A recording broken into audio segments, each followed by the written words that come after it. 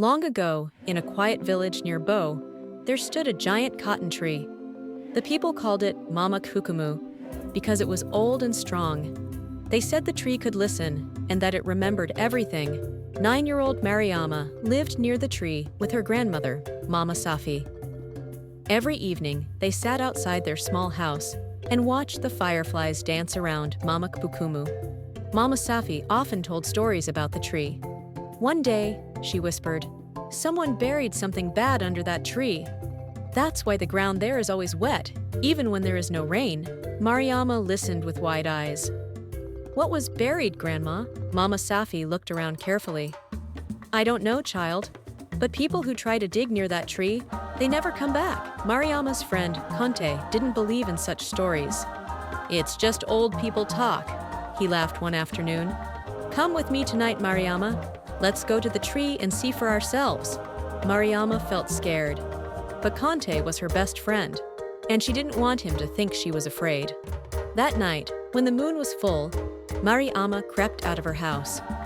Conte was already waiting with a small torchlight and a big grin. They tiptoed to the cotton tree. The wind blew softly. The leaves rustled like whispers. The ground near the tree was dark and wet, just like Mama Safi said. Suddenly, Conte stopped. "Look," he said, pointing at the tree's roots. Something shiny was sticking out. "It looks like a chain," Mariama said. Conte grabbed a stick and poked the dirt. As he dug, the chain moved. Then the ground trembled. A deep sound came from under the tree. Boom! Mariama's heart beat fast. "Let's go!" The tree began to bleed. Mariama tried to run, but her feet felt heavy, like the ground was pulling her down. Conte dropped the stick and froze.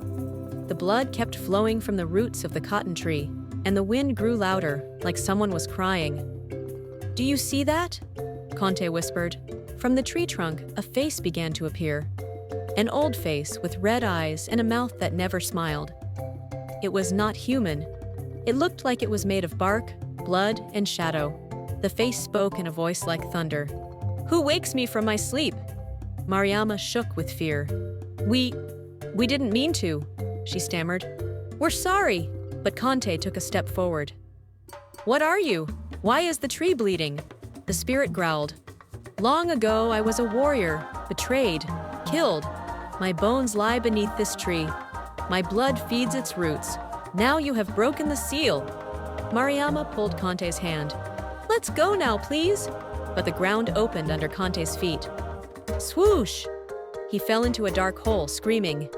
"Conte!" Mariama cried. The face laughed.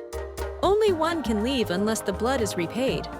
Mariama remembered what Mama Safi once told her.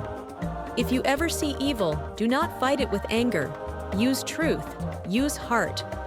The wind slowed. The tree stopped bleeding. The face stared at her. The face was gone. The cotton tree was silent.